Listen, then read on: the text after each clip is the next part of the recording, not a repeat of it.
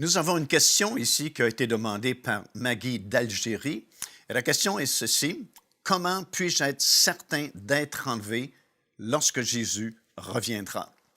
C'est sûrement une bonne question, même une très bonne question, parce que l'enlèvement de l'Église, c'est quand même quelque chose de très important qui a surtout été révélé à l'apôtre Paul. Et bien sûr, le passage principal se trouve dans la première épître de Paul aux Thessaloniciens, dans le chapitre 4, les versets 15 jusqu'à 18, nous lisons ces paroles. Paul va dire: « Voici ce que nous vous déclarons d'après la parole du Seigneur. Nous ne devancerons pas ceux qui sont morts, mais à un signal donné, à la voix d'un archange et au son de la trompette de Dieu, les morts en Jésus-Christ ressusciteront premièrement, et nous qui serons restés pour l'avènement du Seigneur, nous serons tous ensemble enlevés dans les airs à la rencontre du Seigneur. » C'est vraiment le passage principal sur lequel nous nous appuyons lorsque nous parlons de l'enlèvement de l'Église. Et c'est quand même très important parce que Paul va dire plus tard à Tite que c'est vraiment notre bienheureuse espérance. C'est dans Tite, le 2e chapitre et le verset 15. C'est vraiment une bienheureuse espérance pour tous les enfants de Dieu d'être enlevés un jour dans les airs à la rencontre du Seigneur. Et Paul ajoute dans ce passage-là aux Thessaloniciens: « Consolez-vous donc les uns les autres par ces paroles. » Alors, l'enlèvement de l'Église, c'est vraiment un sujet d'une grande consolation pour les enfants de Dieu. C'est important, l'enlèvement de l'Église, parce que ça va marquer la fin de l'histoire terrestre de l'Église. Nous savons que l'Église n'est pas une institution éternelle, elle n'a pas toujours existé et elle n'existera pas toujours non plus.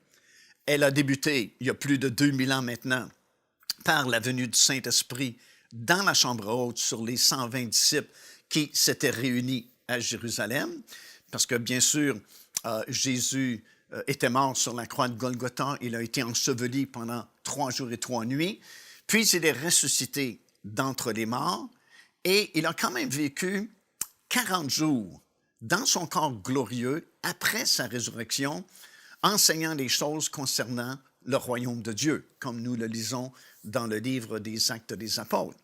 Et c'est vraiment très intéressant de lire dans les Écritures tout ce que Jésus a fait pendant ces 40 jours-là, comment il pouvait apparaître et disparaître presque à volonté, comment il a apparu à différents disciples, différents apôtres, et ainsi de suite. Et 40 jours plus tard, il s'est retrouvé sur le sommet de la montagne des Oliviers, qui est en face de la vieille ville de Jérusalem. Et la Bible dit qu'il a communiqué ses derniers ordres à ses disciples avant d'être enlevé au ciel. Et un de ces ordres-là, bien sûr, c'était de ne pas quitter la ville de Jérusalem tant et aussi longtemps qu'il n'avait pas reçu le baptême du Saint-Esprit.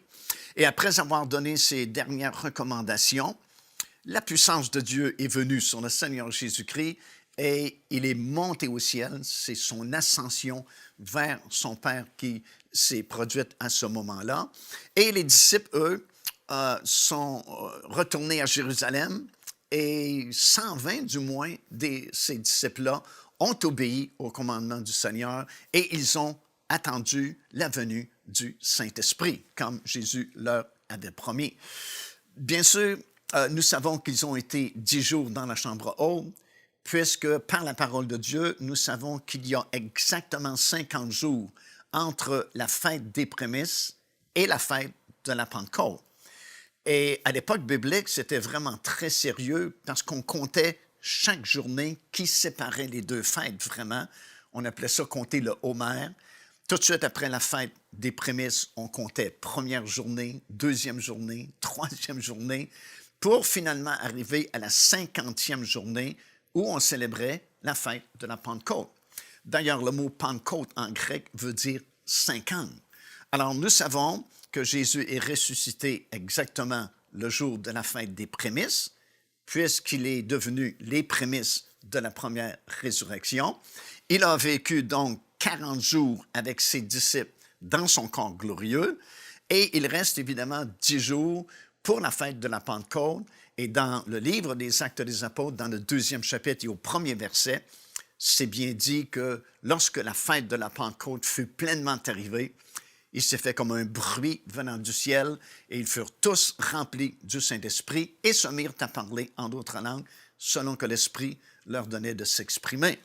Alors, ça, c'est le début surnaturel de l'Église du Seigneur Jésus-Christ.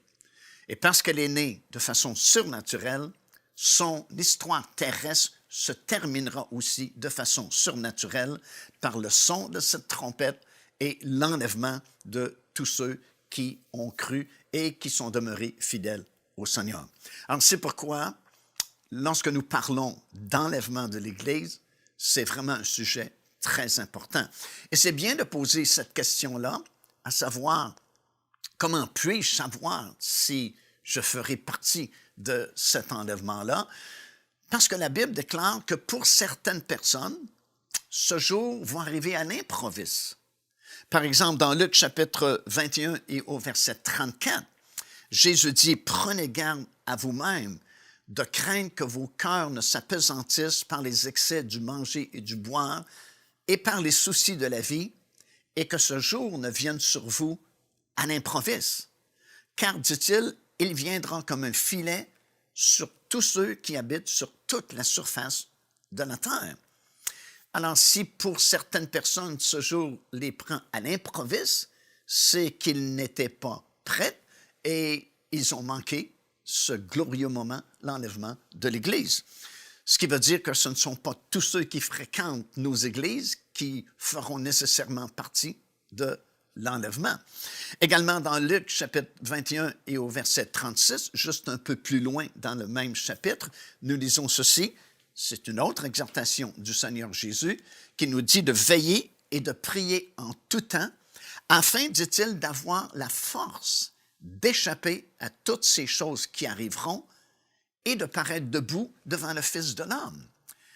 Certaines versions disent « afin que vous soyez jugés dignes d'échapper à toutes ces choses et de paraître debout devant le Fils de l'homme. » Une autre référence biblique se trouve dans 1 Jean, le chapitre 2 et au verset 28, qui nous dit ceci, « Demeurez en lui, afin que lorsqu'il paraîtra, nous ayons de l'assurance, et qu'à son avènement, nous ne soyons pas trouvés confus et éloignés de Dieu. » Alors, si nous lisons attentivement ce verset, cela veut dire que lorsque le Seigneur va revenir, certains chrétiens seront trouvés éloignés et seront dans la confusion et du coup manqueront ce glorieux moment, l'enlèvement de l'Église du Seigneur Jésus-Christ. En fait, ce que nous réalisons, c'est qu'il y a toujours eu deux groupes au sein de l'Église. Il y a toujours eu des chrétiens spirituels et il y a toujours eu des chrétiens charnels. Il y a toujours eu du bon blé et il y a toujours eu de l'ivraie. Et comme nous lisons dans Matthieu chapitre 25, il y a toujours eu des vierges sages et des vierges folles ou imprudentes. Et justement, ce passage de l'Écriture que nous lisons dans l'Évangile de Matthieu, chapitre 25, nous démontre très clairement deux groupes bien distincts qui font partie de l'Église. Puisque ça nous dit, et c'est le Seigneur Jésus, évidemment, qui parle, et il va dire, voilà à quoi va ressembler l'ensemble de mon Église au moment où je m'apprête à revenir. Mon Église sera semblable à 10 vierges qui sont parties à la rencontre de l'époux. 5 étaient sages et 5 étaient insensés. Pourquoi les 5 étaient-elles insensées? Parce qu'elles n'ont pas pris de réserve d'huile avec elles. Et ça dit, comme l'époux tardait, toutes s'assoupirent et s'endormirent. En fait, Jésus ne tarde pas parce que Dieu sait très bien la journée précise où le Seigneur Jésus-Christ doit revenir, mais c'est comme si nous avons l'impression qu'il retarde parce qu'on a souvent prêché que Jésus revient bientôt et il n'est pas encore revenu. Et à cause de cela, l'ensemble de l'Église s'est endormi, s'est assoupi et ils ont été surpris parce qu'au milieu de la nuit, on a crié tout à coup, « Voici l'époux, allez à sa rencontre. » Et c'est un réveil total, un réveil même brutal, parce que ça dit que toutes ces vierges se réveillèrent. Mais ce n'était pas un réveil dans le sens conventionnel du mot réveil, où on pense que des milliers d'âmes ont accepté le Seigneur. Il y a eu des signes, des prodiges et des miracles. Mais c'était plutôt un réveil de constatation de sa condition spirituelle. Puisqu'en effet, c'est qu'uniquement après le cri de minuit que les vierges folles ont réalisé qu'elles avaient été imprudentes et elles ont réalisé qu'elles n'avaient plus d'huile dans leur lampe et n'avaient plus de réserve d'huile non plus. Et là, le message n'était pas « Jésus revient bientôt », mais ça disait « Voici l'époux ». Et il y a ces deux groupes, ceux qui s'étaient préparés sont montés et les autres ont été laissés en arrière et la porte même fut fermée, donnant accès à l'enlèvement de l'Église. Alors voilà pourquoi c'est important vraiment de demander cette question, comment puis-je être certain que je ferai partie de cet enlèvement-là de l'Église du Seigneur Jésus-Christ? Bien, la réponse est quand même très simple. Vous savez, dans le Seigneur, c'est toujours assez simple, parce que Dieu travaille toujours avec notre cœur. Lorsque ça devient trop compliqué, habituellement, c'est parce qu'on a ajouté beaucoup de choses à la parole de Dieu. Mais la parole elle-même, elle est quand même simple. Elle est profonde, mais elle est relativement simple à comprendre. Et la réponse à cette question est simple également. Comment puis-je être certain de faire partie de cet enlèvement-là?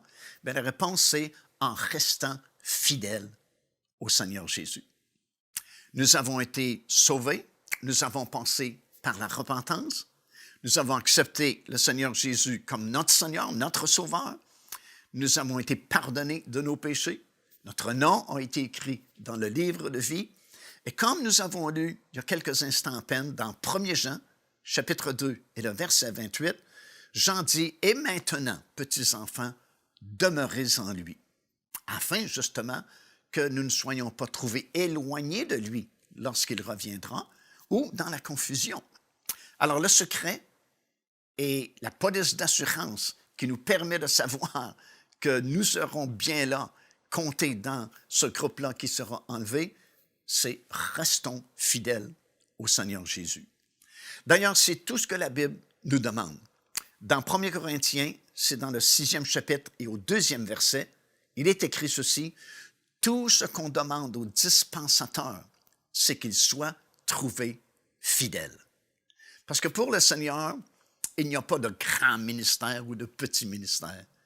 Nous devons tous servir dans le corps de Christ. Nous avons tous des choses à accomplir dans le Seigneur Jésus-Christ. Et ce qui est le plus important au niveau du Seigneur, c'est d'être fidèle dans ce que Dieu nous demande de faire. Alors, restons fidèles et de cette façon, nous saurons que nous ferons partie de ce glorieux enlèvement. Maintenant, peut-être vous dites, de façon pratique, qu'est-ce que ça veut dire rester fidèle au Seigneur? Bien, là aussi, nous avons la réponse dans la parole du Seigneur. En fait, je veux souligner 3 choses maintenant qui vont nous aider à rester fidèles jusqu'à la fin et ainsi nous assurer de faire partie de cet enlèvement de l'Église. Et la première chose que je voudrais vous partager, c'est de s'entretenir dans les choses de Dieu. Ça, nous lisons ça dans Éphésiens, le 5e chapitre, des versets 19 jusqu'au verset 21. L'apôtre Paul nous exhorte et dit « Entretenez-vous dans le Seigneur, des choses de Dieu. » Et il va mentionner certains outils que nous avons à notre disposition afin de nous entretenir dans les choses du Seigneur. Il va dire ici « Entretenez-vous par des psaumes, par des hymnes, par des cantiques spirituels, chantant et célébrant de tout votre cœur les louanges du Seigneur. » Alors voilà la première chose que nous devons faire afin d'être fidèles et de rester fidèles jusqu'à la fin. Nous devons nous entretenir dans les choses de Dieu. Vous savez, depuis la chute de nos premiers parents, tout doit être entretenu dans ce monde. Vous achetez une maison, si vous ne l'entretenez pas, elle va se briser. Vous achetez une voiture, ben, vous devez l'entretenir parce qu'elle va perdre rapidement de sa valeur.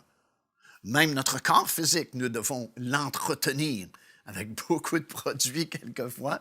Mais bon, il faut entretenir les choses depuis la chute de nos premiers parents. Et c'est la même chose dans le domaine spirituel, le domaine surnaturel. Il faut s'entretenir des choses de Dieu.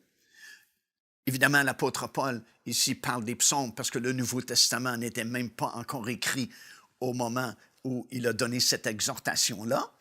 Mais nous, aujourd'hui, nous avons le privilège d'avoir la Bible au complet. Nous avons l'Ancien et le Nouveau Testament. Mais en plus de ça, nous avons tous les trucs modernes à notre disposition, vraiment, pour nous permettre d'entendre la prédication de la parole de Dieu. Et même ce ministère, c'est un outil formidable qui permet à des milliers, des centaines de milliers de personnes partout sur la planète d'entendre régulièrement la prédication de la parole du Seigneur. Et ça nous permet de nous entretenir dans les choses de Dieu et ça nous permet de rester fidèles, accrochés vraiment au Seigneur. Une autre chose que Paul mentionne ici, c'est de chanter des cantiques spirituels et de célébrer de tout notre cœur les louanges du Seigneur.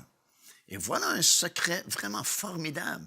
Plutôt que de nous plaindre et de murmurer à cause des difficultés quelquefois que nous expérimentons ou des épreuves que nous avons dans notre vie, si nous apprenons à louer quand même le Seigneur, à ouvrir notre bouche et à rendre des actions de grâce envers le Seigneur, ça va changer l'atmosphère et ça va changer notre attitude aussi vis-à-vis de ces choses-là. Et ça nous permet de nous entretenir, encore une fois, dans les choses de Dieu. Chantons ces cantiques-là. Lorsque nous chantons, en réalité, nous témoignons de la parole de Dieu. Lorsque ces cantiques sortent de notre cœur, sortent de notre bouche, c'est de la confession que nous faisons de la parole du Seigneur. Et souvenez-vous de ce que le Seigneur va nous dire dans la parole. Ils l'ont vaincu, ont vaincu l'ennemi par le témoignage qui sort de leur bouche et par le sang de l'agneau. Alors, premier moyen que nous avons à notre disposition pour rester fidèles jusqu'à la fin, entretenons-nous des choses de Dieu par des chants spirituels, par la parole de Dieu, célébrant de tout notre cœur les louanges du Seigneur. Un deuxième moyen que Paul va nous suggérer, c'est de rester attaché aux choses que nous avons entendues. Ça, c'est dans Hébreux, 2e chapitre et le 1er verset. Il dit ceci, « C'est pourquoi nous devons d'autant plus nous attacher aux choses que nous avons entendues, de peur que nous soyons emportés loin d'elles. » Alors, le deuxième moyen que nous avons à notre disposition pour rester fidèles jusqu'à la fin, et souvenons-nous que c'est vraiment la seule condition pour faire partie de cet enlèvement de l'Église, rester fidèle et être trouvé fidèle devant le Seigneur, ce deuxième moyen, c'est de rester attaché aux choses que nous avons entendues. Lorsque nous acceptons le Seigneur Jésus-Christ, le Saint-Esprit, maintenant, va illuminer la parole de Dieu. C'est lui le révélateur, c'est lui qui révèle les Écritures, qui deviennent notre nourriture spirituelle, la nourriture de notre âme et de notre esprit qui est né de nouveau.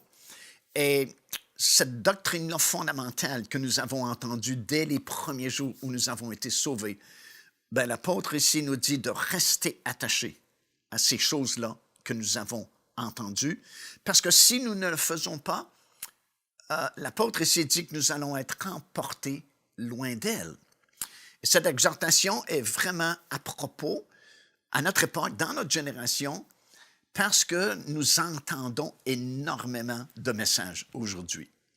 Et à cause des moyens modernes de la technologie, c'est certain que nous entendons des milliers et des milliers de messages et c'est possible que ça crée plus de confusion que de bien-être. Alors, c'est pourquoi nous devons être enracinés dans les choses fondamentales de la parole de Dieu, afin justement de ne pas être entraîné à tout vent de doctrine et s'éloigner de la doctrine fondamentale de la parole du Seigneur pour qu'on puisse rester fidèle justement jusqu'à la fin.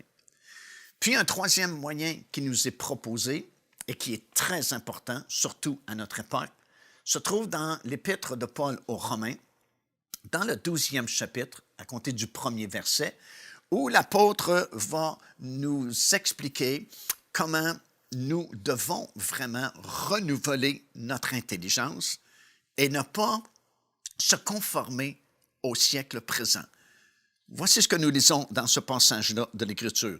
Paul dit, « Mais soyez transformés par le renouvellement de l'intelligence et ne vous conformez pas au siècle présent. » Écoutez, si c'était nécessaire il y a 2000 ans passés ou presque, lorsque Paul a fait cette exhortation-là à l'Église de Rome, combien c'est encore plus d'actualité aujourd'hui de ne pas se conformer au siècle présent, mais plutôt d'être renouvelé dans notre intelligence par la parole de Dieu.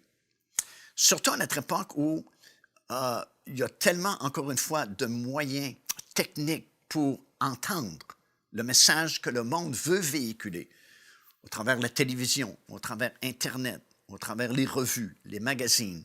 Le monde a tellement changé ces dernières années que c'est comme toute une nouvelle philosophie. Notre société a changé complètement, totalement, et les valeurs que nous avions il y a quelques années passées ont vraiment été changées et renversées. La moralité des gens a changé énormément et il y a comme un nouveau vent qui souffle dans le monde aujourd'hui qui habituellement est contraire à la doctrine fondamentale de la parole de Dieu. Et c'est dangereux de se laisser avoir, de glisser vers ce que nous entendons du monde, des gens qui véhiculent leur message dans la société aujourd'hui. On en est rendu vraiment à expérimenter ce que la Bible nous avait déjà annoncé d'avance, qu'on appellerait dans les derniers jours le bien mal et le mal bien. Et c'est tentant pour beaucoup de personnes de changer leur conviction, changer leur croyance au profit de ce qui est véhiculé dans notre monde, dans notre société aujourd'hui. Mais Paul nous dit, ne vous conformez pas au siècle dans lequel vous vivez, mais plutôt soyez renouvelés dans votre intelligence. Parce qu'évidemment, lorsque nous acceptons le Seigneur Jésus-Christ, le miracle s'est fait ici à l'intérieur. Notre esprit est né de nouveau. Nous sommes passés des ténèbres à son admirable lumière. Nous sommes passés de la mort spirituelle à la vie spirituelle. Mais notre intelligence doit être renouvelée. Notre intelligence n'a pas été changée automatiquement comme notre esprit a été changé. Et nous devons transformer, changer notre façon de voir, notre façon de penser à la lumière de la parole du Seigneur. Et c'est pourquoi, plus loin, Paul va enseigner, c'est dans 2 Corinthiens, chapitre 10, et les versets 4 et 5. Il va dire ceci, il va expliquer que nous avons des armes, nous les croyants, et que ces armes-là que nous avons sont très puissantes pour même renverser des forteresses. Et il ajoute ceci, nous renversons les raisonnements et toute hauteur qui s'élève contre la connaissance de Dieu et nous amenons toute pensée captive au Seigneur Jésus-Christ. C'est ce que ça veut dire, renouveler notre intelligence. Amener toute pensée captive à l'obéissance du Seigneur Jésus-Christ. L'ennemi ne peut pas atteindre notre esprit ici, parce que ça a été recréé dans la sainteté et la vérité, comme nous le lisons dans l'Épître aux Éphésiens. Et en plus, ça a été scellé par le Saint-Esprit. Mais l'ennemi a accès à 2 autres portes chez nous, via nos pensées, et il peut attaquer notre corps physique.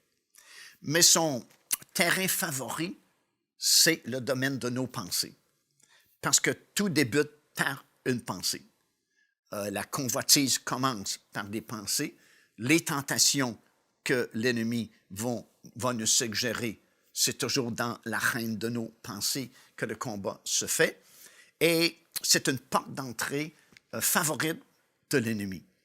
C'est pourquoi ce verset est très important et il nous dit que nous avons des armes et ces armes-là sont très puissantes pour renverser même des forteresses que l'ennemi voudrait construire dans nos vies et même les hauteurs, les raisonnements humains, façon qu'on va concevoir les choses. Le message qui est véhiculé dans le monde doit être filtré à la lumière de la parole de Dieu. Et par ces armes-là puissantes, nous pouvons renverser tout raisonnement et toute hauteur qui s'élève contre la connaissance de la parole du Seigneur. Alors voilà un excellent moyen de demeurer fidèle jusqu'à la fin et ainsi s'assurer de faire partie de ceux qui seront enlevés au son de cette trompette dans les derniers jours.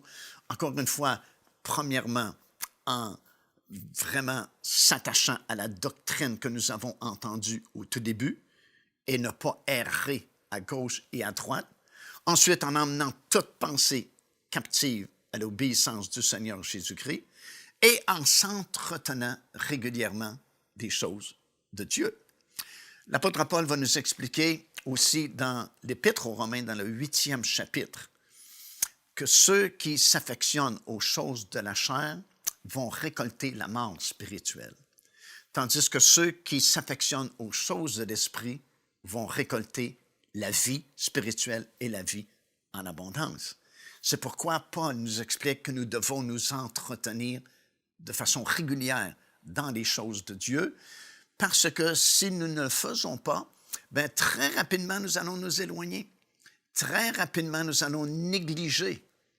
Et comme la Bible dit, comment échapperons-nous si nous négligeons un si grand salut? Alors, en réponse à cette question, la réponse est quand même simple, c'est pour s'assurer de faire partie de cet enlèvement, nous devons demeurer fidèles jusqu'à la fin. Bien sûr, le premier prérequis, c'est d'être sauvé, d'avoir accepté le Seigneur. Et le deuxième prérequis, c'est restons fidèles au Seigneur Jésus-Christ jusqu'à la fin. Et ainsi, nous nous assurons d'une place. Lorsque cette trompette va sonner, les morts en Christ vont ressusciter premièrement, et nous qui serons restés vivants pour ce jour-là, cet événement du Seigneur, nous serons changés, dit l'apôtre Paul, dans un instant, dans un clin d'œil, et nous allons monter dans les airs à la rencontre du Seigneur. On s'en va au ciel pendant quelque temps, et nous allons revenir avec lui quelque temps plus tard, et jusqu'au sommet de la montagne des Oliviers qui est en face de la vieille ville de Jérusalem. Et son royaume sera établi sur la terre et nous allons régner avec lui dans un monde nouveau qui sera créé à ce moment-là. Alors voilà pourquoi c'est important vraiment de s'assurer d'être bien certain que nous restons fidèles jusqu'à la fin afin de pouvoir participer à ce glorieux moment. Alors j'espère que ça répond bien à votre question. Restez fidèles et vous ferez partie de ce glorieux enlèvement. Nous espérons que cette émission vous a béni. Si vous aussi vous avez une question biblique sans réponse, envoyez-la nous par email à pasteurj'aiunequestion@enseigne-moi.com.